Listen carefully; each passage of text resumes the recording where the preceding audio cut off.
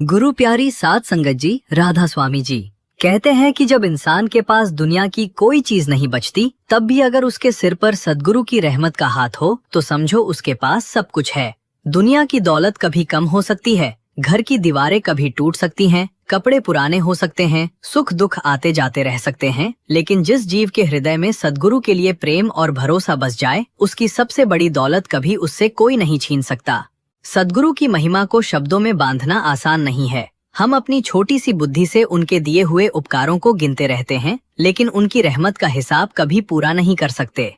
हम अक्सर उस चीज के लिए दुखी होते हैं जो हमारे पास नहीं है, लेकिन यह भूल जाते हैं कि जो हमारे पास है वह भी किसी कृपा से कम नहीं। सांस चल रही है, आंखें देख रही हैं, हाथ पैर काम कर रहे हैं, सुबह आंख खुल रही है, भजन सिमरन का अवसर मिला है, गुरु की शरण मिली है, इनसे बड़ा खजाना आखिर क्या हो सकता है। और सबसे बड़ी बात, सद्गुरु हमें केवल दुनिया की परेशानियों से निकालने नहीं आते, बल्कि हमारी सोच बदलने आते हैं। जहाँ हमें अभाव दिखाई देता है वहाँ वे शुक्राना दिखा देते हैं, जहाँ हमें दुख दिखाई देता है वहाँ वे कोई ऐसी सीख दे देते हैं जो पूरी जिंदगी बदल देती है। और कई बार मालिक की कृपा हमारे सामने उसी समय दिखाई देती है जब हमें लगता है कि हमारे पास कुछ भी नहीं बचा। आज की साखी भी कुछ ऐसी ही सीख अपने अंदर समेटे हुए है। ये कहानी एक ऐसे परिवार की है जिसके पास धन दौलत नहीं थी, घर की हालत बहुत साधारण थी और जिंदगी में परेशानियां कम होने का नाम नहीं लेती थीं। लेकिन उस परिवार की सबसे बड़ी परेशानी गरीबी नहीं थी। असली परेशानी ये थी कि उनके मन में हर समय शिकायत रहती थी। वे सत्संग जाते थे, सेवा करते थे, सद्गुरु को मानते थे, लेकिन उनके मन में बार बार यही सवाल उठता था कि दूसरों को इतना कुछ मिला और हमें क्यों नहीं मिला। दूसरों के घर अच्छे हैं, कपड़े अच्छे हैं, गाड़ियां हैं, सुख सुविधाएं हैं, फिर हमारे हिस्से में ये अभाव क्यों आया। लेकिन कहते हैं ना, जब इंसान सद्गुरु से शिकायत करते करते थक जाता है, तब कभी कभी मालिक किसी ऐसे इंसान को उसके जीवन में भेज देता है जिसके कुछ शब्द उसकी पूरी सोच को बदल देते हैं। आज की यह साखी हमें यही समझाएगी कि शुक्राना आखिर किस चीज का करना चाहिए। क्या केवल धन मिलने पर ही मालिक का शुक्राना किया जाए? क्या बड़ा घर मिलने पर ही शुक्राना किया जाए? या फिर उन छोटी छोटी नेमतों के लिए भी सिर झुकाना चाहिए जिन्हें हम रोज अपने सामने देखकर भी अनदेखा कर देते हैं? संगत जी, अगर आपको भी लगता है कि सद्गुरु की रहमत को शब्दों में पूरी तरह बताया नहीं जा सकता, तो इस वीडियो को लाइक जरूर कर दीजिए। कमेंट में प्यार से राधा स्वामी जरूर लिखिए और साथ में अपने शहर और अपने जिले का नाम भी लिखिए, ताकि हमें पता चल सके कि यह साखी देश के किस किस कोने में बैठी संगत तक पहुंच रही है। तो आइए अब बिना देर किए उस साखी की ओर चलते हैं, जहां एक गरीब परिवार अपनी जिंदगी की परेशानियों को लेकर सद्गुरु से लगातार शिकायत करता था और उसे बिल्कुल अंदाजा नहीं था कि उसकी जिंदगी बदलने वाला मोड़ बहुत करीब आ चुका है। संगत जी, एक परिवार था। परिवार में पति पत्नी और उनका एक छोटा सा बेटा था। घर की आर्थिक हालत बहुत ज्यादा खराब थी। पति मेहनत मजदूरी करके किसी तरह घर चलाता था।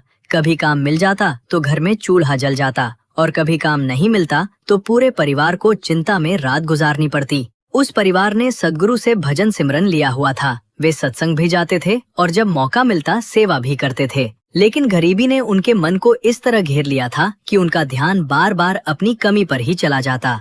जब भी वे किसी सत्संग में जाते और वहाँ अच्छे कपड़ों में लोगों को देखते, किसी के पास सुंदर गाड़ी देखते, किसी के घर की खुशहाली के बारे में सुनते, तो पति के मन में एक ही बात उठती। वह सोचता, सद्गुरु, आखिर मेरे हिस्से में ही इतनी गरीबी क्यों? यहाँ इतने लोग आते हैं, सबके पास अच्छे कपड़े हैं, किसी के पास बड़ी गाड़ी है, किसी के पास बड़ा घर है, और मेरे पास देखो पहनने के लिए ढंग के कपड़े तक नहीं है। क्या मेरे कर्मों में सिर्फ यही लिखा था? उसका नाम था हरदेव।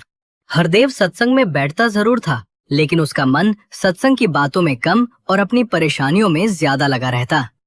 कोई प्रेम से उससे कहता कि भाई सद्गुरु का शुक्राना किया करो, तो वो तुरंत कह देता, मैं किस बात का शुक्राना करूं?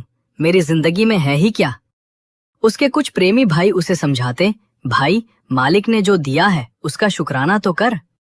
लेकिन हरदेव के मन में जैसे एक ही बात बैठ गई थी कि जब तक उसके पास पैसा, अच्छा घर और सुख सुविधाएं नहीं हैं, तब तक वो किस बात के लिए शुक्राना करे। वो कहता, तुम लोग कहते हो कि सद्गुरु ने बहुत कुछ दे दिया।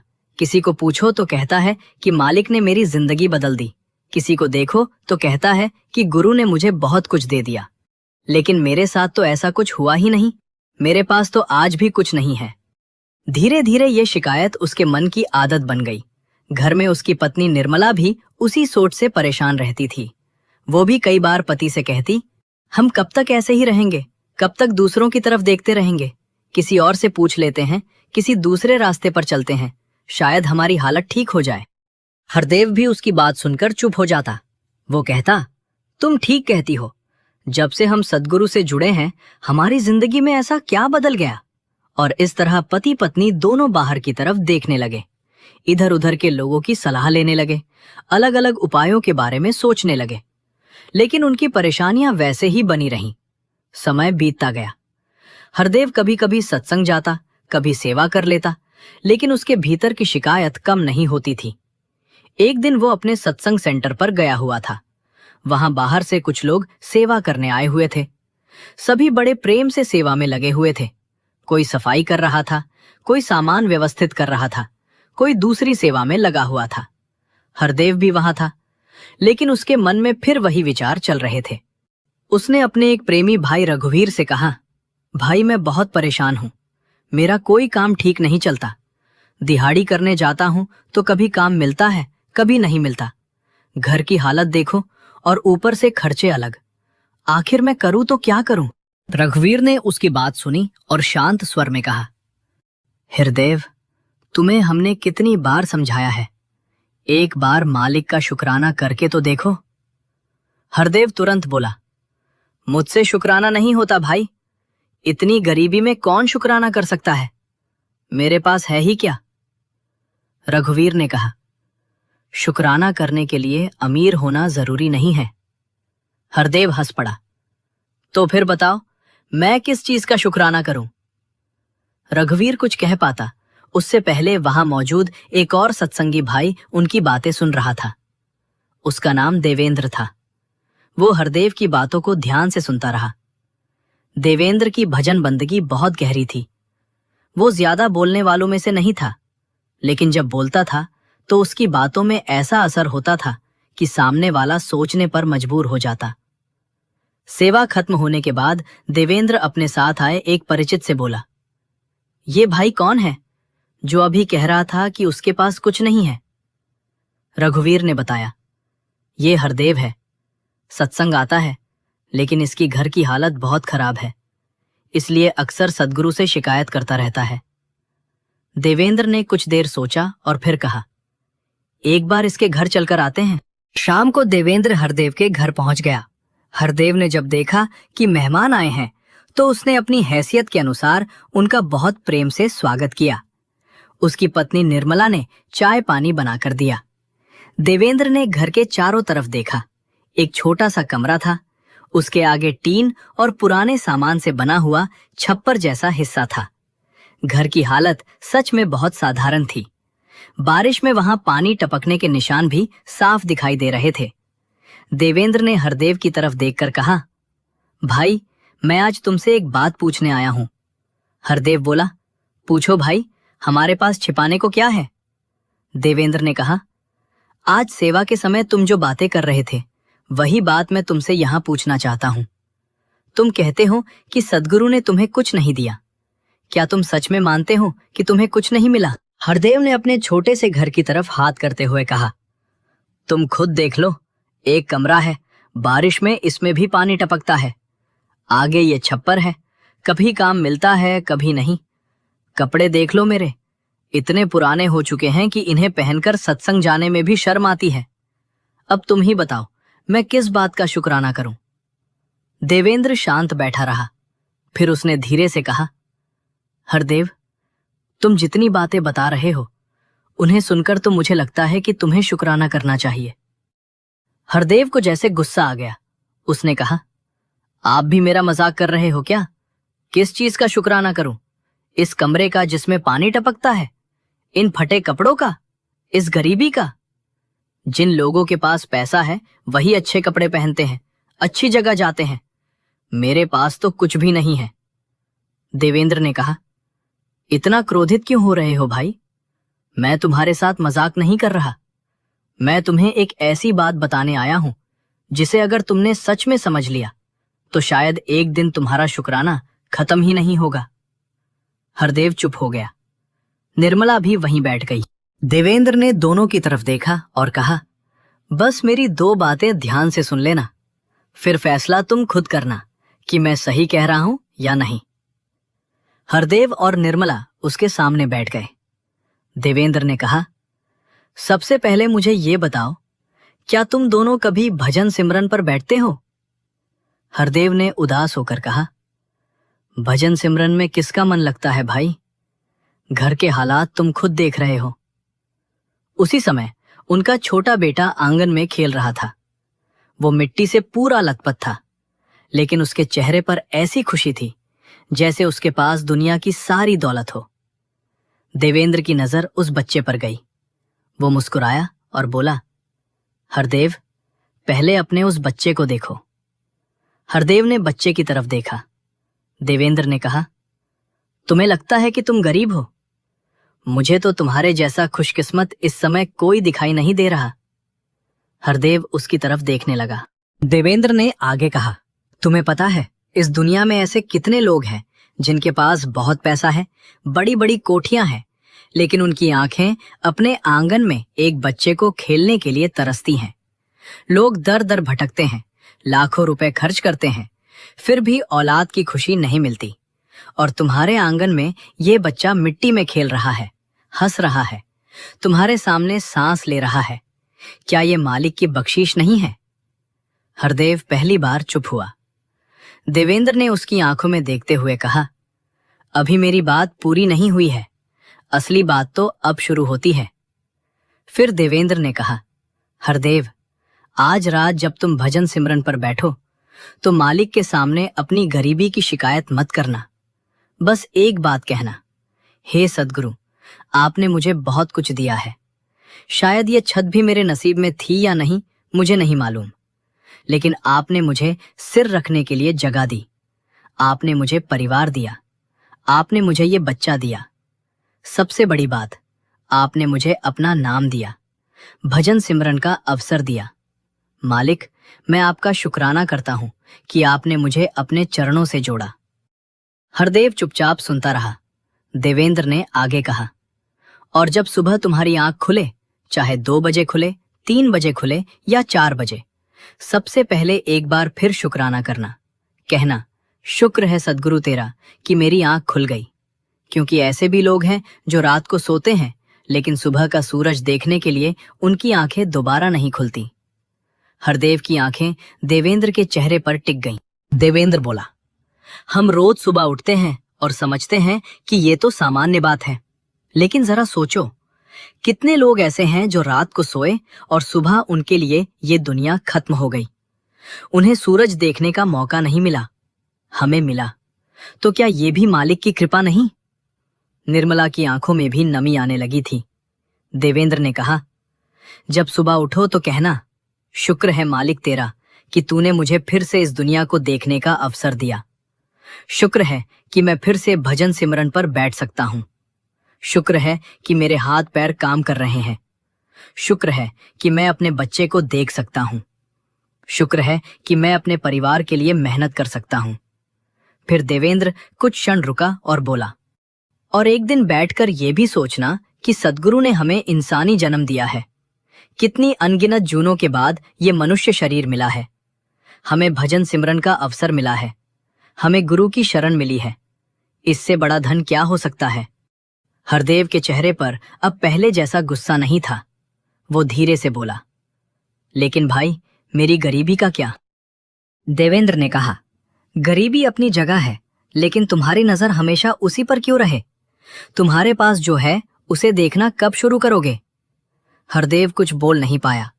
देवेंद्र ने कहा, तुम्हारे पास आंखें हैं, उनसे तुम अपने बच्चे को देख रहे हो। हाथ हैं जिनसे मेहनत कर सकते हो, पैर हैं जिनसे काम की तलाश में जा सकते हो। शरीर स्वस्थ है, पत्नी तुम्हारे साथ है, बच्चा तुम्हारे आंगन में खेल रहा है, और सबसे ऊपर तुम्हारे पास सद्गुरु का नाम है।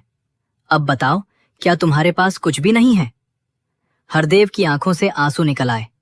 देवेंद्र ने कहा, दुनिया में ऐसे लोग भी हैं जिनके बैंक खातों में बहुत पैसा है, लेकिन जब शरीर ने साथ छोड़ दिया तो वही पैसा उनके किसी काम नहीं आया।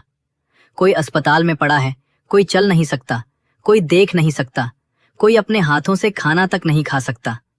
पैसा बहुत है लेकिन शरीर साथ नहीं देता। और तुम्हारे पास शायद पैसा कम है लेकिन शरीर तुम्हारा साथ दे रहा है। ये छोटी बात नहीं है। हरदेव ने अपना सिर झुका लिया। देवेंद्र ने कहा, जिस दिन तुमने ये समझना शुरू कर दिया ना, उसी दिन तुम्हारी जिंदगी बदलने लगेगी। तुम्हें अभी लग रहा है कि मालिक ने तुम्हें कुछ नहीं दिया, लेकिन हो सकता है मालिक ने तुम्हें वो सब दिया हो जिसे तुम पहचान ही नहीं रहे। कुछ देर तक घर में बिल्कुल शांति रही।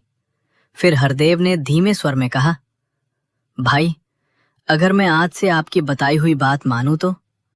देवेंद्र मुस्कुराया।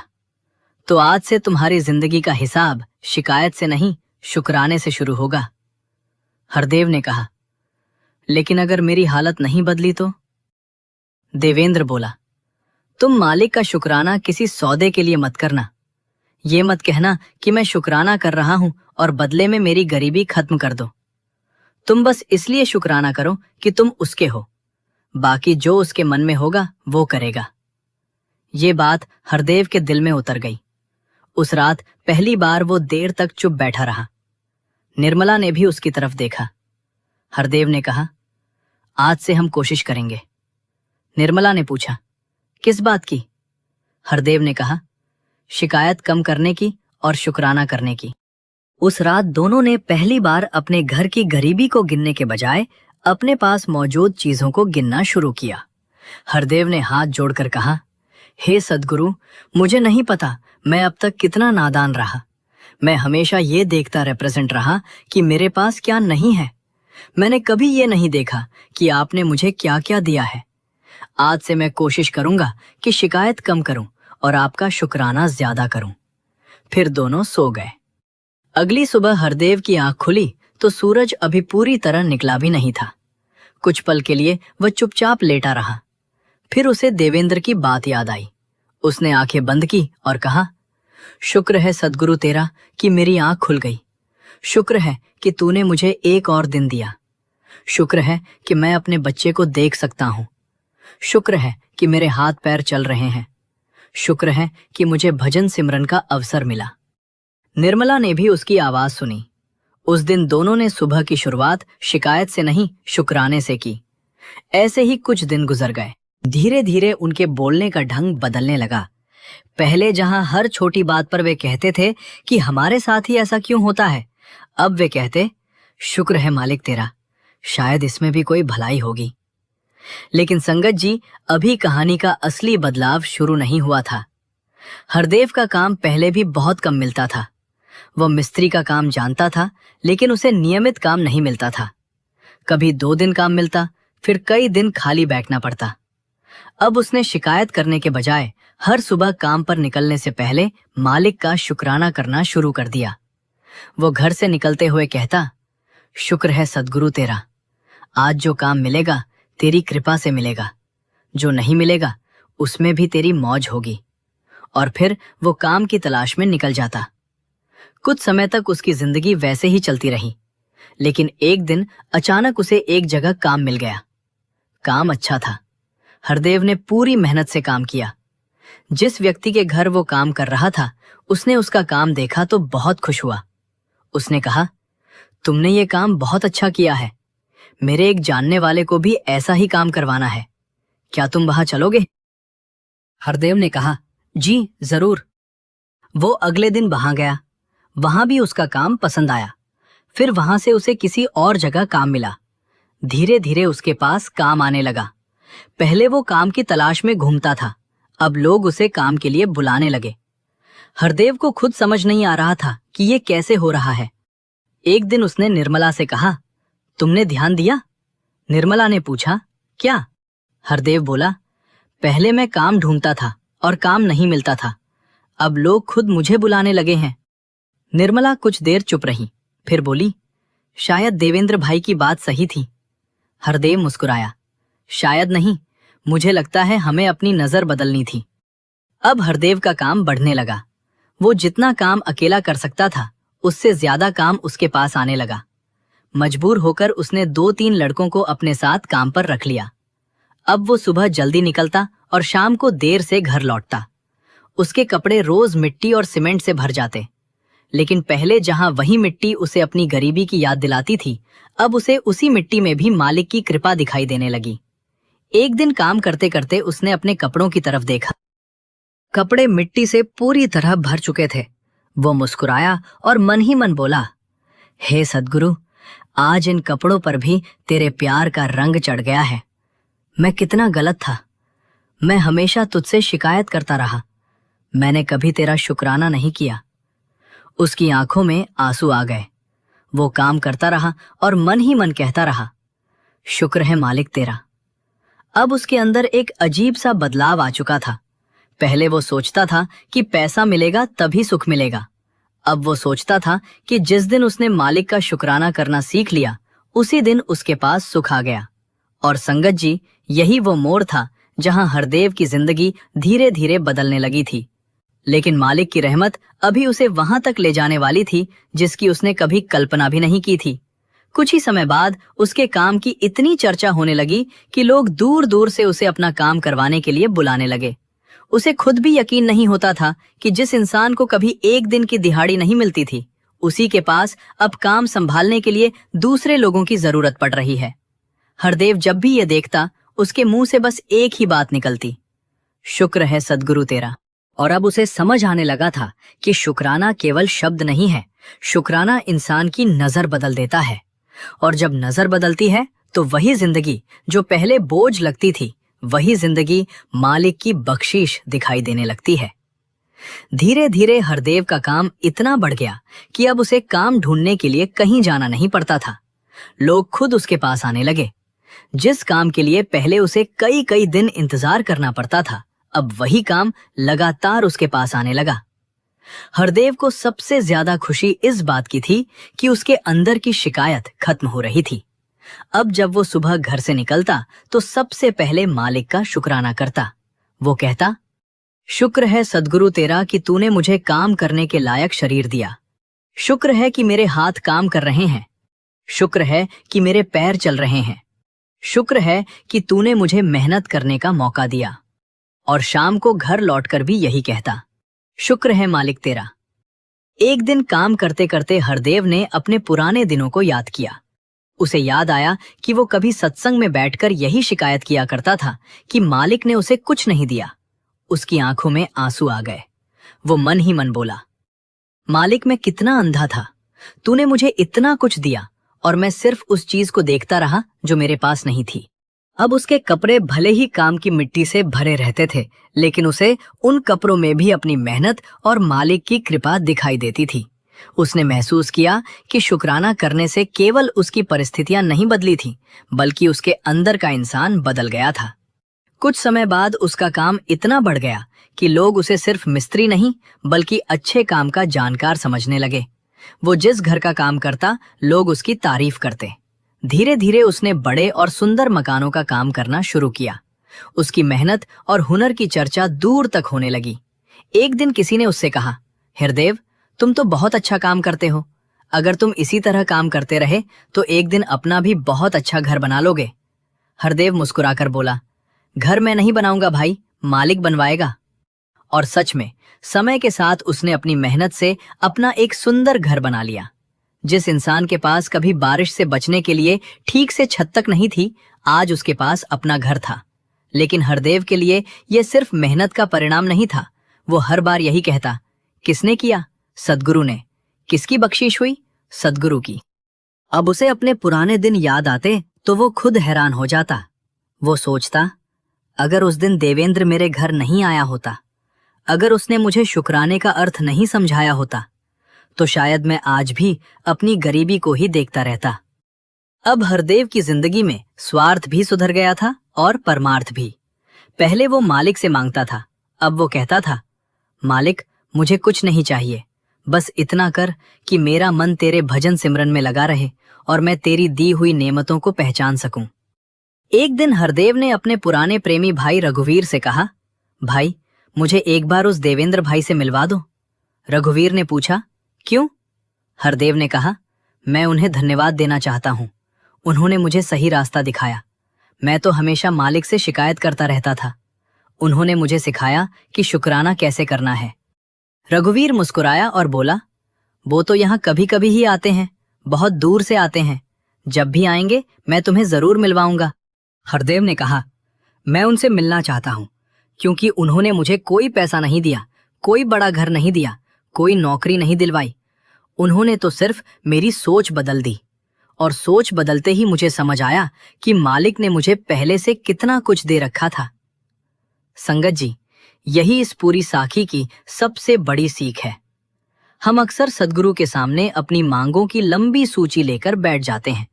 हम कहते हैं, मालिक ये दे दो, वो दे दो, ये परेशानी दूर कर दो, ये काम बना दो, घर में सुख कर दो, पैसा बढ़ा दो। लेकिन कितनी बार हम हाथ जोड़कर सिर्फ इतना कहते हैं, मालिक शुक्र है तेरा। हमने कभी ये नहीं कहा कि शुक्र है मालिक कि तूने मुझे आंखें दी, शुक्र है कि मैं अपने बच्चों को देख सकता हूं, शुक्र है कि मेरे हाथ पैर काम कर रहे हैं, शुक्र है कि मैं अपने परिवार के लिए मेहनत कर सकता हूं, शुक्र है कि मेरे पास सांस है, शुक्र है कि सुबह मेरी आंख खुलती है, शुक्र है कि मुझे भजन सिमरन का अवसर मिला है। और सबसे बड़ा शुक्राना तो ये है कि हमें सद्गुरु की शरण मिली है। जिस इंसान को ये समझ आ जाए, उसके लिए दुनिया की बहुत सारी शिकायतें अपने आप छोटी हो जाती हैं, क्योंकि अमीर वही नहीं जिसके पास बहुत पैसा है। असली अमीर वो है जिसके पास स्वस्थ शरीर है, जिसके घर में प्रेम है, जिसके पास 2 वक्त की रोटी है, सिर पर छत है, और सबसे बढ़कर जिसके पास गुरु का नाम है। दुनिया में ऐसे कितने लोग हैं जिनके पास पैसा बहुत है लेकिन शरीर साथ नहीं देता। बैंक में पैसा पड़ा है लेकिन आंखों से दिखाई नहीं देता। घर बहुत बड़ा है लेकिन उसमें चलने की ताकत नहीं। गाड़ी बहुत महंगी है लेकिन शरीर बिस्तर से उठ नहीं सकता। इसलिए अगर आज हमारे पास स्वस्थ शरीर है तो ये बहुत बड़ी बख्शीश है।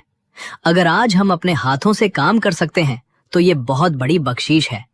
अगर आज हम अपने पैरों से गुरु घर जा सकते हैं तो ये बहुत बड़ी बख्शीश है। अगर आज हम अपने मुंह से मालिक का नाम ले सकते हैं तो इससे बड़ा सौभाग्य क्या होगा। हरदेव अब यही समझ चुका था। एक दिन उसने अपने छोटे बेटे को आंगन में खेलते देखा। बच्चा हंस रहा था। हरदेव कुछ देर उसे देखता रहा, फिर उसकी आंखों से आंसू निकल आए। उसने कहा, मालिक, उस दिन मैं कितना नासमझ था। तूने मेरे आंगन में ये खुशी दी हुई थी और मैं दूसरों के घर देख देख कर दुखी होता रहा। निर्मला उसके पास आकर खड़ी हो गई। हरदेव ने कहा, हमने कभी तेरे दिए हुए का शुक्राना ही नहीं किया। हम हमेशा उस चीज को देखते रहे जो हमारे पास नहीं थी। निर्मला ने भी सिर झुका लिया। दोनों कुछ देर चुप रहे। फिर हरदेव ने कहा, अब चाहे जिंदगी में कुछ मिले या कुछ चला जाए, हम एक बात नहीं भूलेंगे। निर्मला ने पूछा, क्या? हरदेव बोला, शुक्र है मालिक तेरा। संगत जी, ये बात सुनने में बहुत छोटी लगती है, लेकिन अगर दिल से कही जाए तो इंसान के अंदर बहुत बड़ी ताकत पैदा कर देती है। क्योंकि शुक्राना इंसान को शिकायत से निकालकर भरोसे में ले जाता है। जब हम कहते हैं शुक्र है मालिक तेरा, तो इसका मतलब ये होता है कि हमें भरोसा है कि जो कुछ हो रहा है उसकी मौज में कोई न कोई राज जरूर है। हरदेव की कहानी हमें यही सिखाती है कि मालिक से रिश्ता केवल मांगने का रिश्ता नहीं होना चाहिए। कभी बैठकर उस मालिक का शुक्राना भी करना चाहिए। अगर दुख आया है तो भी कहना चाहिए, शुक्र है मालिक तेरा, शायद इसमें भी मेरी कोई भलाई छिपी हो। अगर काम रुक गया है तो कहना चाहिए, शुक्र है मालिक तेरा, शायद तू मुझे किसी और रास्ते पर ले जाना चाहता है। अगर कोई इच्छा पूरी नहीं हुई तो कहना चाहिए, शुक्र है मालिक तेरा, शायद जो मैं मांग रहा हूं वो मेरे लिए अच्छा नहीं। और अगर सुख मिला है तो भी कहना चाहिए, शुक्र है मालिक तेरा, क्योंकि सुख में शुक्राना करना आसान है, लेकिन दुख में भी शुक्राना करना ही असली भरोसे की निशानी है। संगत जी, हमें अपनी जिंदगी में एक छोटा सा अभ्यास जरूर करना चाहिए। सुबह आंख खुले तो सबसे पहले शुक्राना, रात को सोने से पहले शुक्राना, काम मिले तो शुक्राना, काम ना मिले तो भी शुक्राना, शरीर स्वस्थ हो तो शुक्राना, परेशानी आए तो भी मालिक पर भरोसा रखते हुए शुक्राना, क्योंकि हमें नहीं पता कि कौन सी परेशानी हमें किसी बड़ी मुसीबत से बचा रही है और कौन सा छोटा सा सुख हमारे जीवन की सबसे बड़ी बख्शीश है। हरदेव ने जब ये समझ लिया तब उसकी जिंदगी की दिशा ही बदल गई। पहले वो सोचता था कि सद्गुरु ने उसे कुछ नहीं दिया। अब वो कहता था, मालिक, अगर तूने मुझे केवल ये इंसानी शरीर दिया होता तब भी मैं तेरा शुक्राना करते करते थक जाता। तूने तो इसके साथ मुझे गुरु का नाम दिया, भजन सिमरन दिया, परिवार दिया, काम करने की ताकत दी और सबसे बड़ी बात, मुझे अपनी शरण में आने का अवसर दिया। और यही वो बात है जिसे हमें अपने जीवन में भी उतारना है। संगत जी, सद्गुरु की कृपा हमेशा किसी चमत्कार के रूप में हमारे सामने नहीं आती। कई बार कृपा इस रूप में आती है कि कोई बड़ी दुर्घटना टल जाती है, कई बार किसी बीमारी से बच जाते हैं, कई बार कोई रास्ता बंद होता है और बाद में पता चलता है कि वही रास्ता हमारे लिए अच्छा नहीं था। कई बार कोई इंसान हमारी जिंदगी में आता है और सिर्फ 2 बातें कहकर हमारी सोच बदल देता है। और कई बार सद्गुरु हमारे अंदर इतना बदलाव कर देते हैं कि वही जिंदगी, वही घर, वही परिवार और वही परिस्थितियां हमें पहले से बिल्कुल अलग दिखाई देने लगती हैं। हरदेव के साथ भी यही हुआ। उसका सबसे बड़ा चमत्कार केवल ये नहीं था कि उसका काम बढ़ गया, उसका सबसे बड़ा चमत्कार ये था कि उसके अंदर शिकायत करने वाला इंसान मर गया और शुक्राना करने वाला इंसान पैदा हो गया। यही असली बख्शीश थी। और जब इंसान शुक्राना करना सीख जाता है तो वो छोटी छोटी खुशियों में भी मालिक को पहचानने लगता है। आज अगर आपकी जिंदगी में भी कोई परेशानी है तो एक बार शांत होकर अपने आसपास देखिए। शायद आपको भी बहुत कुछ ऐसा दिखाई देगा जिसका आपने कभी शुक्राना नहीं किया।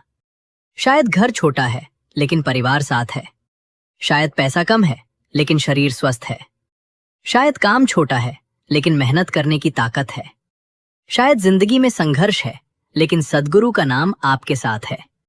तो फिर आज से एक छोटी सी शुरुआत कीजिए। शिकायत कम और शुक्राना ज्यादा, मांग कम और भरोसा ज्यादा, दुनिया की तरफ देखना कम और सद्गुरु की तरफ देखना ज्यादा। क्योंकि जिस दिन इंसान ये समझ लेता है कि मेरे पास जो है वो भी मालिक की देन है, उस दिन उसके अंदर का खालीपन भरना शुरू हो जाता है। हरदेव की आंखों से जब उस दिन आंसू निकले थे तब वो गरीबी के कारण नहीं रो रहा था, वो इसलिए रो रहा था क्योंकि उसे पहली बार एहसास हुआ था कि वो कितने समय से मालिक की दी हुई बख्शिशों को अनदेखा कर रहा था। उसने हाथ जोड़कर कहा था, शुक्र है सद्गुरु तेरा, और यही शब्द उसकी जिंदगी की सबसे बड़ी ताकत बन गए। संगत जी, अगर इस साखी से आपके दिल में भी ये भाव आया है कि हमें अपने सद्गुरु की दी हुई छोटी बड़ी हर नेमत का शुक्राना करना चाहिए, तो दिल से एक बार जरूर कहिए, शुक्र है मालिक तेरा। और अगर आपने अभी तक इस वीडियो को लाइक नहीं किया है, सब्सक्राइब नहीं किया है या कमेंट नहीं किया है तो अब कर दीजिए। कमेंट में प्यार से राधा स्वामी जरूर लिखिए और वीडियो को अपने सत्संगी भाई बहनों के साथ शेयर भी कर दीजिए ताकि ये सीख और ये प्यारी साखी ज्यादा से ज्यादा संगत तक पहुंच सके। मालिक हम सब के अंदर ऐसा प्रेम, ऐसा भरोसा और ऐसा शुक्राना पैदा करे कि सुख आए तो भी हम उसी के रहें और दुख आए तो भी उसी का हाथ पकड़कर चलते रहें।